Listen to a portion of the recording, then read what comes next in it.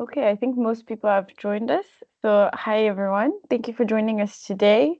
I'll start by introducing myself. I'm Johanna. I'm a researcher at GroupRD. I'm the coordinator of the Réseau Environnement Humanitaire, REH, who is hosting the session today. And I'll let my colleagues with me today introduce themselves. And also, please feel free to introduce yourself in the chat so that we know who is in the room. Laurie, over to you. Yeah, thanks, Joanna. Hi, everyone. So I'm Laurie de la Cruz, and I am a Green Response and Logistics Officer for the Netherlands Red Cross, part of this working group about environmental screening and assessment. Hi, everyone. Yes. Yeah, hi, everyone. I'm Erica. I'm working with ACTED. I'm the Sustainability and Decarbonization Officer. And again, we'd like to thank you for joining us. And hopefully, this will be a good session for everyone. Thank you. So just to give you a little bit of a preview of what we're going to talk about today, at first we just have a few questions, like a Slido question, just to know who is in the room. Then we will introduce the network, the REH network, and the working group itself, what we do. Then most of the presentation will focus on the MERA matrix, and you'll learn a little bit more about that afterwards. And then we'll present you some next step for us at the working group. And if you have any questions, please feel free at any point in time to raise your hand and ask a question, or to wait for the Q&A at the end. You can also put them in the chat. This is really a session so that you can know what's going on in the working group, and if you're interested to join. I just also want to let you know that if English is not your first language, you can put some subtitles onto this presentation if you feel like it. To do so, you go to the three little dots. Sorry, the screenshots are in French, but you could go to the three little dots next to the camera little icon, and you can choose language and voice, put the subtitles, and you can change the subtitles into the language that is best for you. And this is available at any point in time. So firstly, we'd be curious to know, so I'm seeing that people are putting in the chat, thank you so much. If you can join the Slido, you can either do so by scanning your QR code, or if you're going online on slido.com and you put in the number, which is 3128384.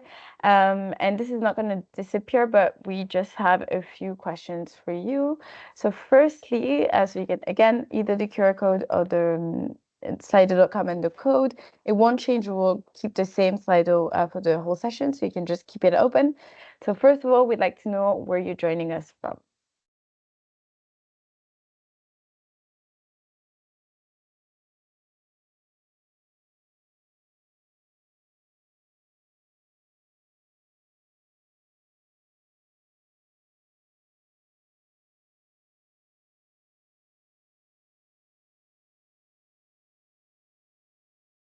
Okay, so I'm seeing lots of people are in Switzerland, which makes sense as the HNPW is taking place in Geneva. We have some people from Germany, from France.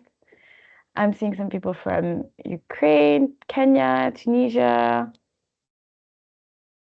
Of people from all over the place. Thank you for joining. Okay, so I see that most people have answered, so I'm going to put on the next question, which is to know what type of organization you work for. So we've seen in the chat that some of you work for NGOs, but I've seen a few researchers as well.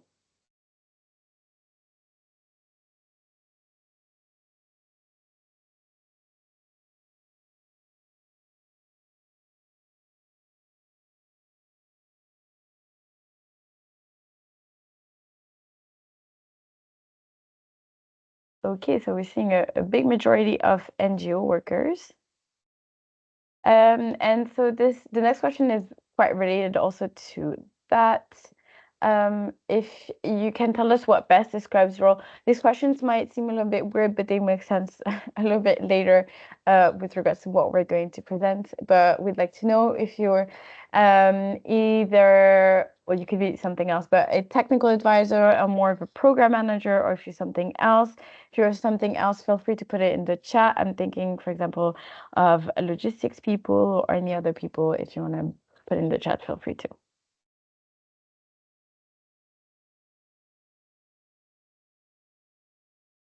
Okay, and so for those of you who are technical advisors, which sector would describe your area of expertise most? Is it WASH, FSL, shelter, MHPSS, environment and climate change, or something else? Thank you. We have some logistics people in the room. And most people are environmental and climate change people. Okay, well, thank you for sharing with us a little bit more info on you. You might be curious to know a little bit more information on us. So just firstly, quickly, a note on the Humanitarian Environment Network, the Réseau Environnement Humanitaire, REH. It's a network that was created in 2012, but that was restructured in 2021 with a formal structure and a website that I just put in the chat. And what the network is Francophone humanitarian and development workers who are working together to reduce the environmental footprint of aid. We have over 300 members, including over 30 organizations. And all of this is operationalized through 4 working groups where people and we often have certain expertise that join the different working groups that work together on a specific topic to try to reduce the environmental footprint of aid. So we have one on waste management who's holding an HNPW session like this one this afternoon, if you're interested. One on carbon, who's hosting their session on Thursday. One on sustainable procurement, who's hosting their session tomorrow. And then one on environmental assessments, which is the session that you're here today. The aim of this session is kind of to present what the working groups are doing. If you'd be interested either in the resources that the working groups have developed, or if you'd be interested to join in a working group. So more specifically on the environmental assessment working group. So this group has been around since 2021, and the aim of the working group is to help its members, but also the wider sector, to use environmental assessment and environmental screening, mostly environmental screening tools, and to reduce the footprint of their programs through this. So initially, the working group focused on a very known tool, which is the NEET Plus. And then we also looked at some other tools such as the CEDRIG and the environmental stewardship tools, which might be tools that you've heard about, to understand how they work and to provide feedback. We have been providing feedback on the NEET Plus in particular for a few years that we published that feedback, and we've also done some video tutorials to help use the NEET Plus tool. They are available on YouTube, and I'll put the link right after. The working group has also been a member of NEET Plus's steering committee since it was created. And if you're curious to know more, I think we have a few people in the room also that know, but this was our original focus. You have all the member organizations logo at the bottom of the slide here. And so the people that take part in this working group are either environmental advisors, so environment climate change advisors, or we would have sectoral experts, or we have a few logisticians also, such as Laurie. Just a quick word in case you're totally new to the subject, but we just wanted to make a little precision on what an environmental analysis is and what environmental screening would entail. So overall, the aim of an environmental analysis is to be able to quickly identify the environmental issues and the different concerns that a project could have, to make the overall project and the responses more sustainable. The analysis helps to understand the environmental risks, but then as we identify environmental risks, it also helps us identify some potential mitigation measures or ways to adapt a project in order to reduce that risk. Overall, it makes the humanitarian operations greener, but also of a greater quality because it would be more sustainable in the long term as well.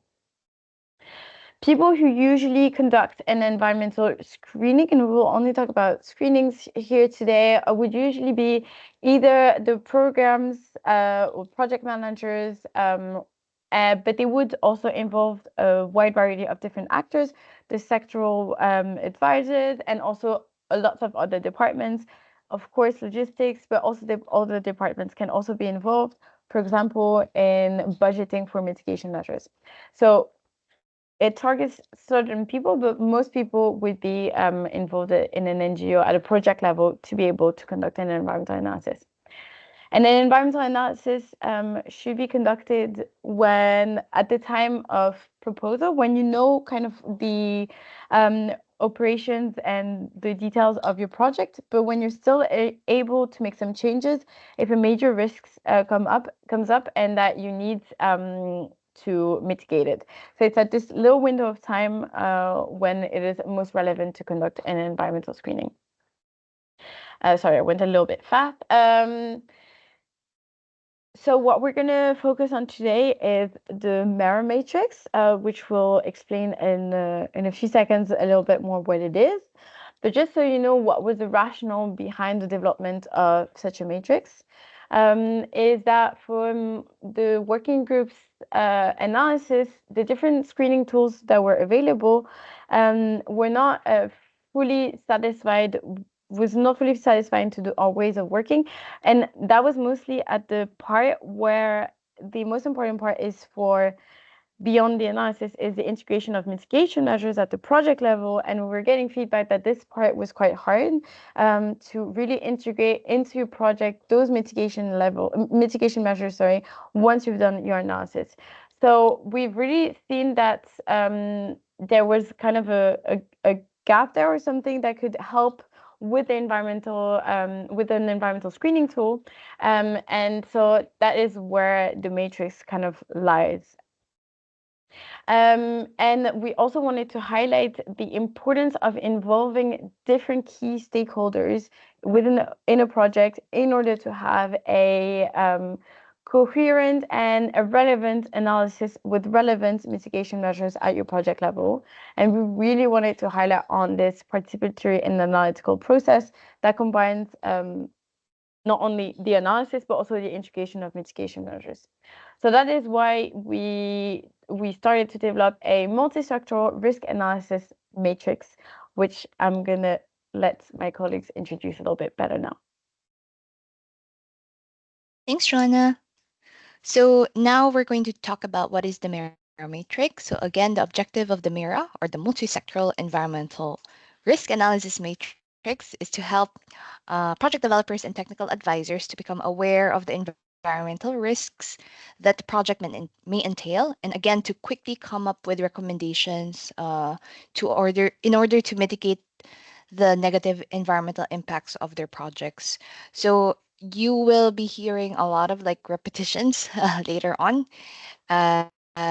mainly because we want to reiterate what the tool is all about. So what is the MERA? Again, it's to help quickly identify potentially environmental risks and their associated mitigation measures for activities in the FSL, WASH, shelter, and MHPSS. How do we use the tool? So the risks and associated mitigation measures listed in the matrix are organized by sector of intervention, then by subsector, and then by activity within each sector. So you can just later on filter it to quickly identify the risks and mitigation measures for your project. And later on, Laurie will take you through a walkthrough of the tool for you to see how it works. When do we use the MERA? We recommend using the MERA during the project design stage to be able to integrate adequate resources in project proposals to effectively implement environmental risk mitigation measures. And who can use the tool? Project managers, project coordinators, and technical advisors. So just a quick note on how the matrix was developed. We really didn't want to do a add-on or duplication of what already existed. So we followed the different steps. So first of all, within the working groups, we created some small working groups. We call them task force because we were running out of names to call our groups. For each sector that is in the matrix, so for WASH, MHPSS, FSL, and sorry, shelter.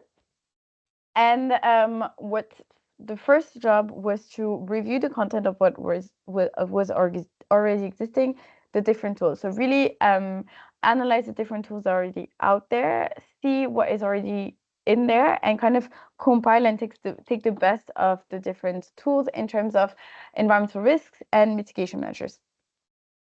Then they combined the review of all of everything that they found from the existing tools, and they made improvements based on their knowledge, as we had either sectoral experts or environmental advisors. It was really important for this for us that this would be comprehensive. So we did a peer review process for each of the different sectoral tabs. And so we did for FSL, WASH, and shelter, there were some public revision sessions. So we reached out either through the different working groups at the cluster level or throughout different NGOs and contacts that we had to ask sectoral experts to review the content, propose improvements, and especially if we were missing some environmental risks or if we were missing some mitigation measures, to add them. This was a long process. It took us over a year to develop the matrix. In total, for all of the revisions phase, more than 200 people were involved from 70 different organizations. So lots of people were involved. And we've put the logos of some NGOs that have particularly helped us as well with their expertise in reviewing the content. Once each of the different sectoral tabs were finalized, we tried to harmonize the different sectors so that a user could find themselves and go from MHPSS to FSL and find a similar structure. As Erika said, it's possible to filter, and that was really important for us because you'll see there's lots of different lines, but you can easily filter through the content so you can get to what you're interested in as fast as you can. And then we translated the matrix into French and into Spanish. We then had online sessions to present the matrix in English, French, and Spanish. And if you're interested, all of those sessions are available on our YouTube page, and I just put a link there. We do want to mention that the matrix was also done thanks to some co-funding from DG ECO, and so that really helps us also with the finalization and diffusion stage of the matrix.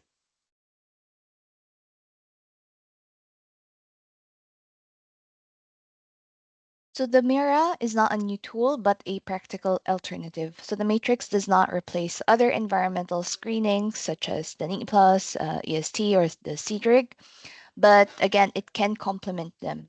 So to give you a bit of context, in ACTED, when we did our environmental impact assessment trainings with the field teams, we actually organized some trainings on how our field teams can use the NEAT+, and then also interpret their results and to be integrated in the proposals. So during the training, I also recommended them to refer to the MERA matrix to complement the risks and mitigation measures identified by the NEAT+. So another caveat is that the matrix does not provide an exhaustive list of environmental risks and mitigation measures, and it is not context specific. So lastly, it can serve as a basis to review other tools.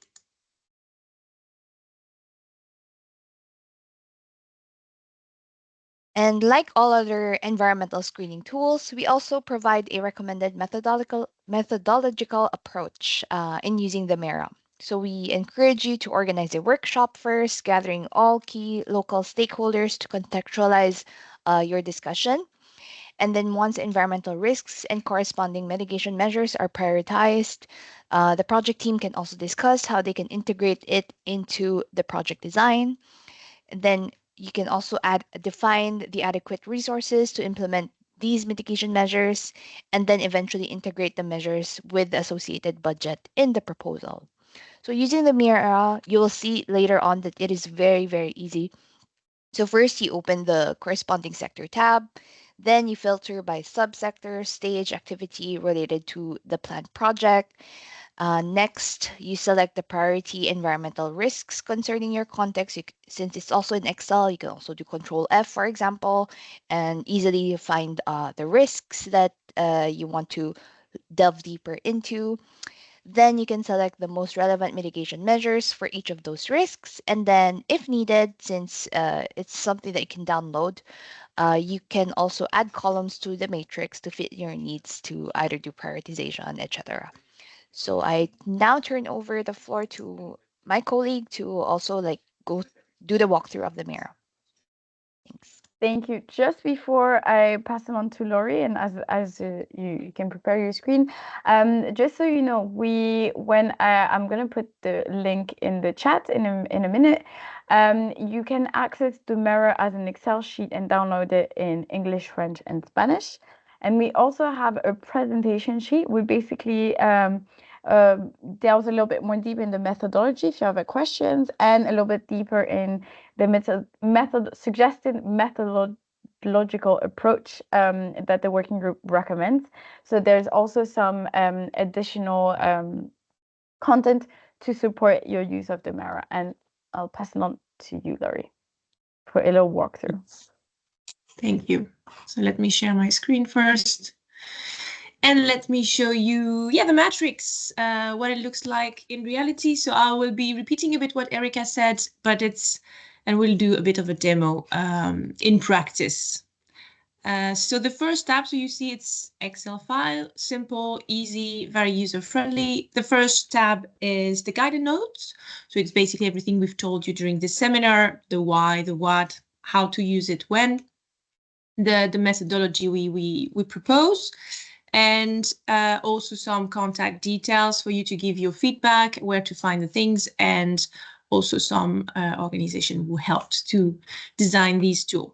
Now, the most interesting are these four tabs. So as we said, we have all these four sectors. So FSL, WASH, Shelter, and MHPSS.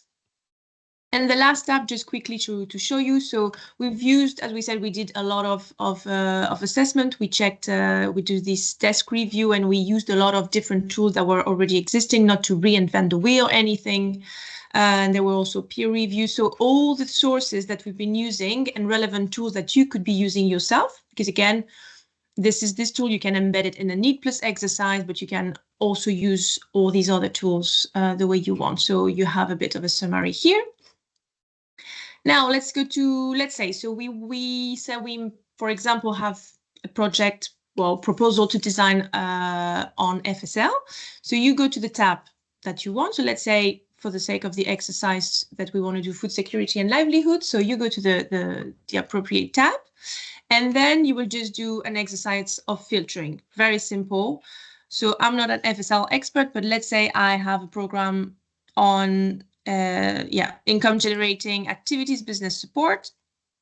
It will then start scheming that which type of activity you can have in this subsector. So you can see you have a list, so quite long list. And then what you do is that maybe you also want to filter even more, and you say you have distribution of in-kind or cash and rehabilitation of infrastructure. And now you filter even more. So I will zoom out a bit. Maybe you have the full overview. I don't want it to be too small for you. And then that's your final, let's say, your final view where all the potential risks are listed. So you see now you have only a limited amount.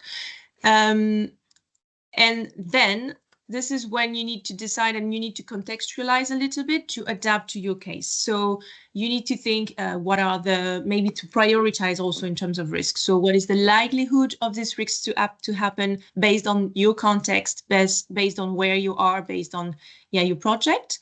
And then you can also decide so which one to prioritize, which one to address. and decide also on the mitigation measures to the next column. And for this mitigation measures, this is really when you also need to trigger discussion, to sit with the program teams and design teams to say, okay, now which mitigation measure can we adapt, can we address? So you adapt it again. So maybe in terms of the budget you have, maybe some mitigation measures are already implemented or in place, maybe based also on the time scale of the project. You can ask yourself all these questions, and then you use these lists to help you.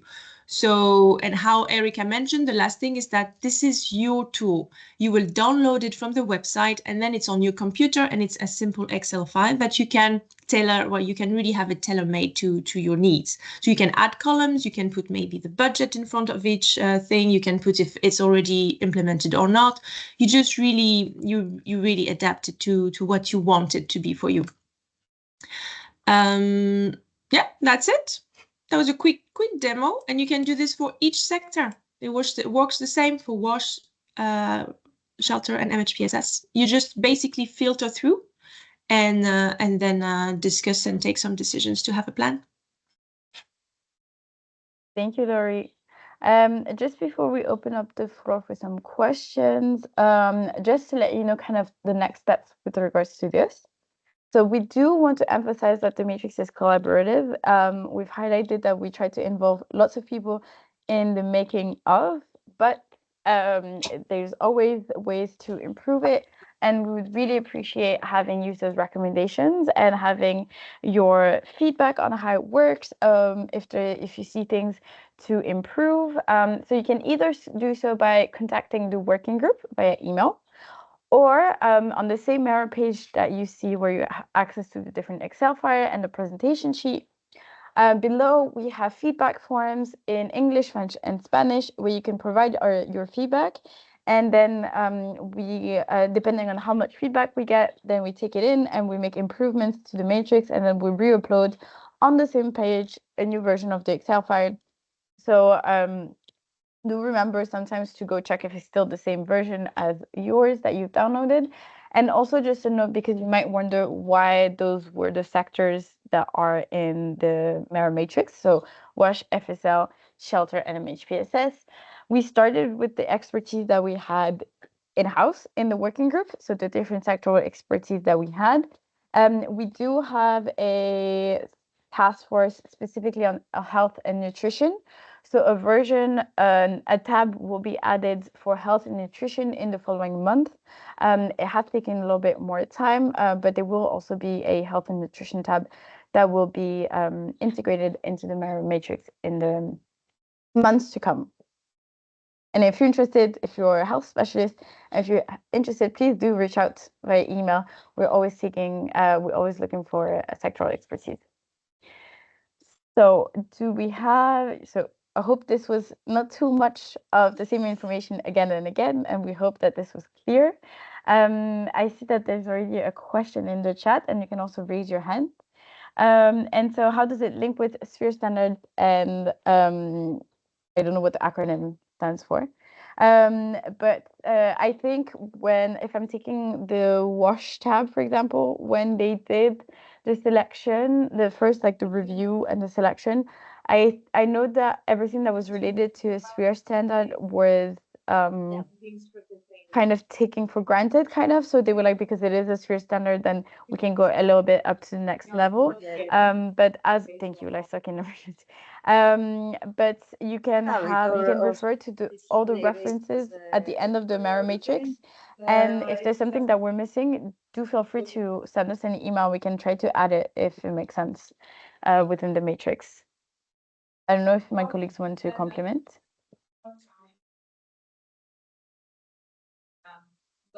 Joanna, sorry to interrupt. Just to say, the chat is disabled for me. It was enabled in the beginning, but I can't access it and I can't see questions. I don't know if there's anything you can do. That's weird. Let me see.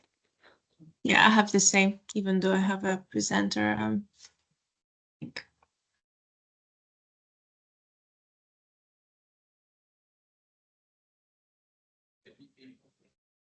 It might be better now. No?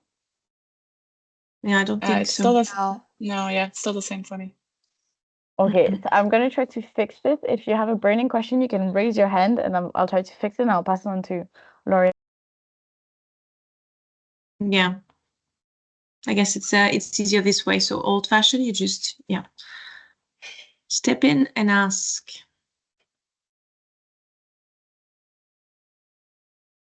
Okay, so I do see a question in the chat from Masoom, and Claire has her hand risen. Yeah, please go ahead. Maybe I will go first. Thank you so much for your presentation.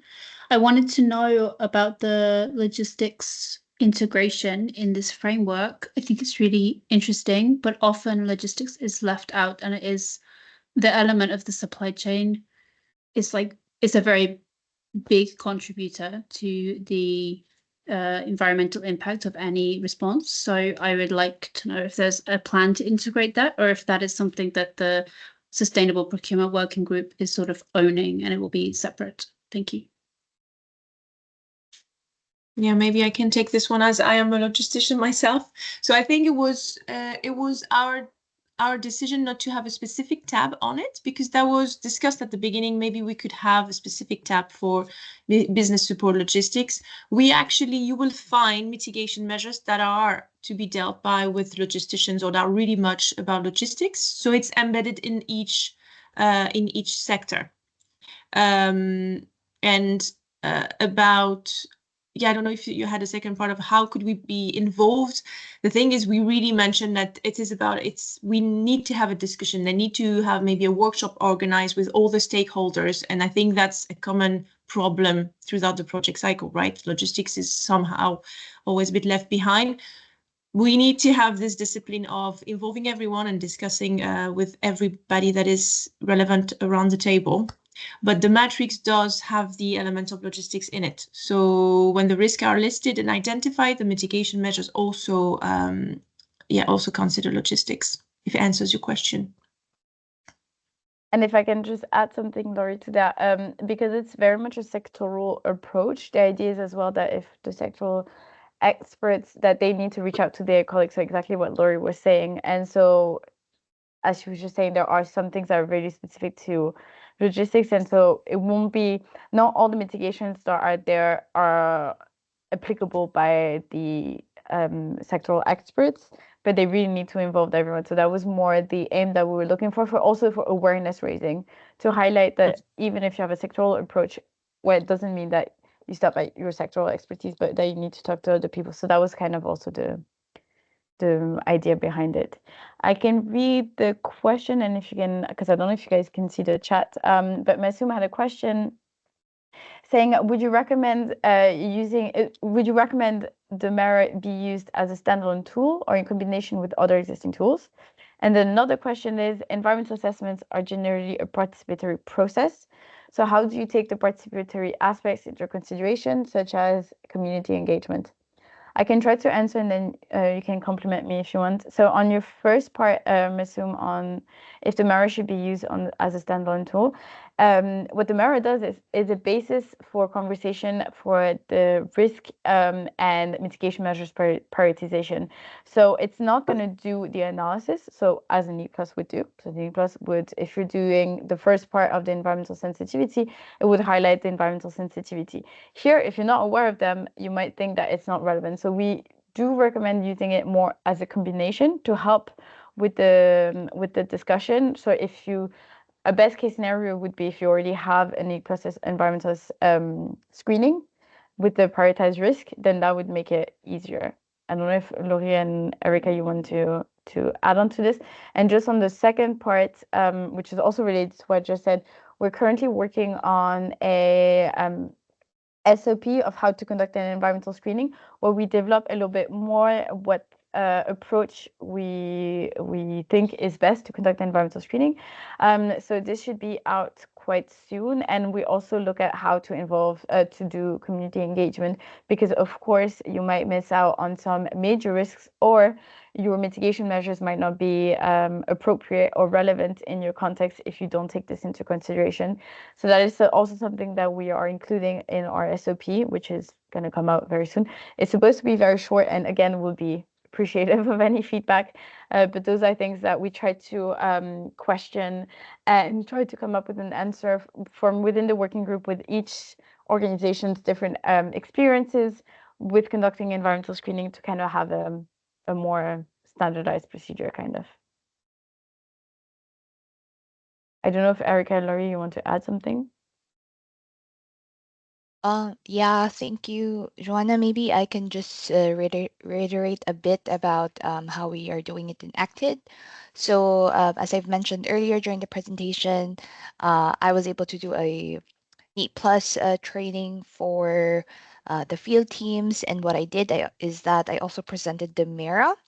So basically, again, as what Joanna mentioned, it would be great that you have already the NEAT Plus initial results presented.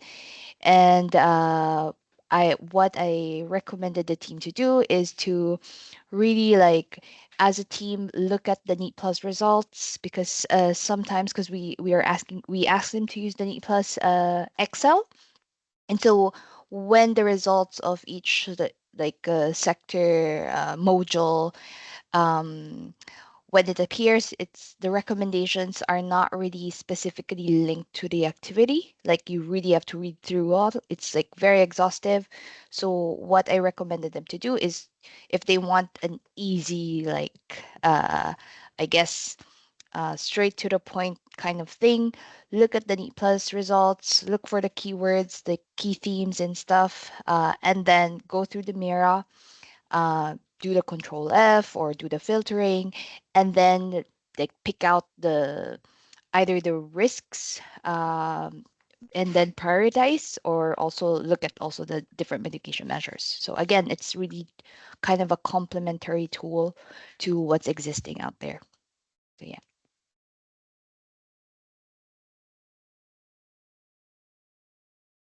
Sorry, I've been talking with my Thank you, Erica. Please. Do you have a question?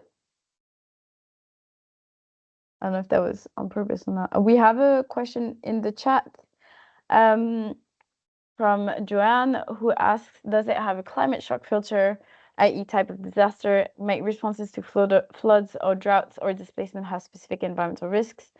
So the approach is really per sector, per activity, per sub-activity. So that's the entry point. So that when you're designing your project proposal, you can kind of see what activities you want to include in your project and see what might be the environmental risks and mitigation measures that you apply. So as a quick answer, no. But if I'm not wrong, there are some specific mentions to some specific types of disasters within the matrix when relevant, but that could be a way to improve it as well.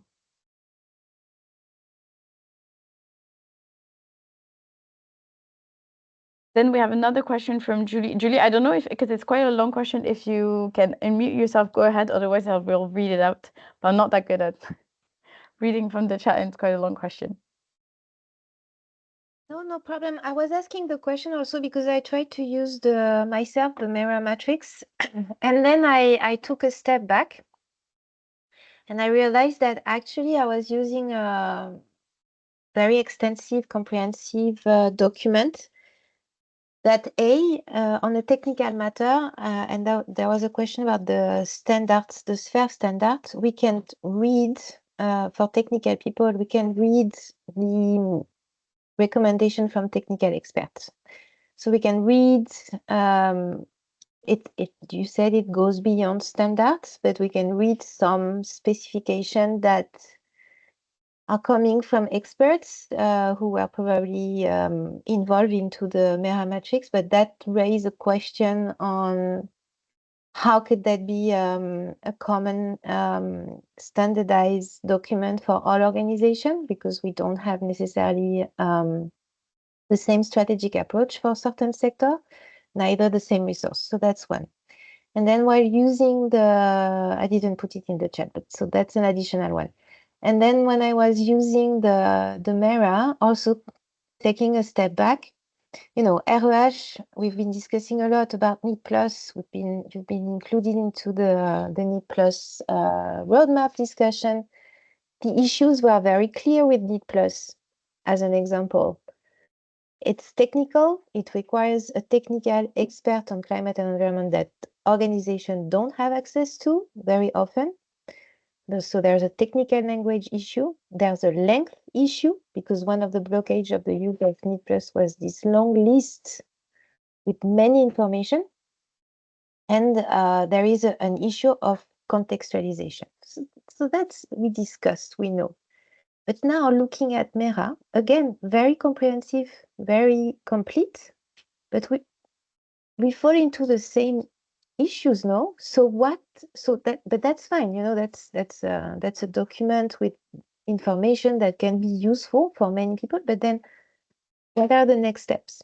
Not to fall into the same dead end that we had for NEET Plus. Thanks.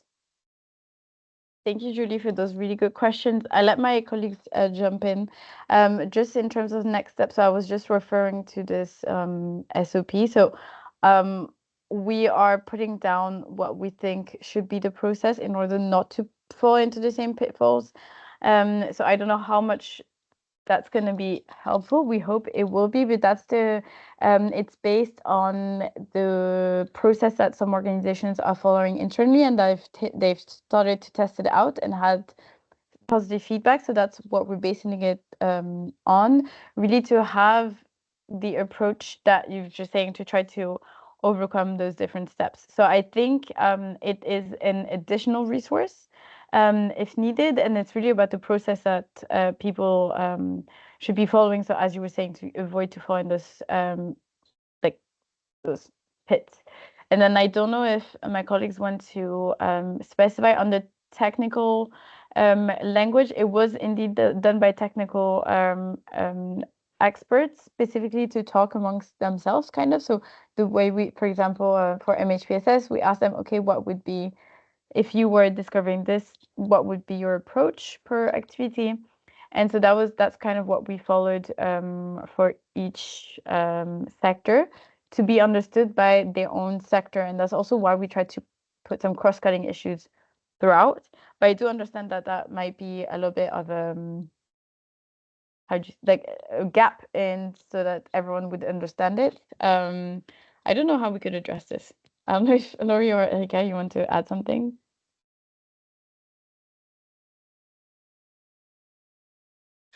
Maybe I think there was an element also of how do we have more, how do we harmonize or capture the list? I mean, the list that you have for the risk and mitigation. I think maybe I can just add that, yeah, it's a non-exhaustive list. So there was it was there were a lot of people involved, peer review, a lot of different documents that we tried to summarize and harmonize in there. But yeah, well, if you have anything you would like to add or missing, you can add it. I would say I just want to re-mention that it's non-exhaustive, and it was just, the work was just to try our best to try to capture the standards, things that are applied to be applicable for everyone. But as you said, the sector is, well, we don't have always the same, but it's a tentative and non-exhaustive, I would say. Also, it's super low tech. It's not nice to look at. Sorry about that. It's we really did it on Excel to be able to be filterable, so that people can really, as Laura said, take it and make it your own, so that you can change, delete what's not relevant to you, change if you want to change some of the vocab that's not relevant to you. That was really the idea behind it, so that it could be integrated by the teams to be fit for purpose, basically. So that's also why it's not really nice to look at. Sorry. Does that answer your question, Judy? We might have answered a little bit next to it, but it was a hard question. Okay. And I see Marco have their hand up. Hello, good morning. I'm sorry, the chat doesn't work, so I have to speak. So now, first of all, thank you for this presentation. My impression actually is that there is the usual trade-off for this kind of tools between being complete and specific, holistic and specific. So more holistic it is, I mean, multi-sectorial, less specific he has to be. Otherwise, it's too complicated, too difficult to handle, and so on. Honestly, on the practical point, from the practical point of view, you have to choose a few tools to use. Otherwise, it's really too much. We're still speaking about humanitarian aid. It's not development. And unless you have very large programs implemented with a lot of money and they are quite long last, I mean, you have quite a long implementation period, honestly, it's unfeasible to have too much detail analysis. So I think it's good as, let's say, as a advanced checklist to be at least able to check out possible risk and find some mitigation. So to put some right questions and try to develop some mitigation actions, as we said, but you cannot expect to have something that is too specific. I mean, if you have to mobilize an expert and you don't have an expert knowing everything, so it should be an expert for different sectors, and actually more than one expert probably per each and every sector if you want to be really, really specific. You cannot do it that in emergency and for maybe not a very large project. So I think it's a good approach, and my personal request would be please keep it simple. So I totally agree with you. It's good to have a spreadsheet to do it. And finally, just a joke, please. We humanitarians, we are terrible with abbreviations. I mean, we have already another MERA, that is MERA, that is multi-cluster sector initial rapid assessment. So please, let's try to be more creative. Thanks. Thank you for the whole conversation. And I think MERA means meal in Spanish as well, as in monitoring and evaluation. So yeah, I do agree. We have a lot of different acronyms. Well, we had a real brainstorm on this, and I think it was a funny session as well, but we won't share the different options because some of them were not, yeah, it's always hard to find a name.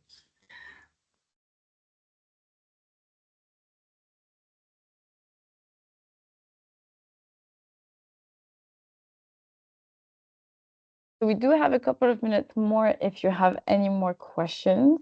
I think some people have access to the chat and some don't. So either through the chat or raise your hand. There are some, so as I said, some recap of what we said both on YouTube and on the presentation sheet. The presentation sheet is also in French, English, and Spanish. We are also very much open if you know, if you want to translate into other languages. Those were the languages that we had within the working group, but we are more than open to have it in other languages if you have expertise on hand. Just saying it in case. And as I said, with regards to the health and nutrition tab, they are currently finalizing a first draft to be reviewed by their peers. So if you're interested or you have colleagues that are interested, please do feel free to reach out to the working group because we will be looking for some people to review that content.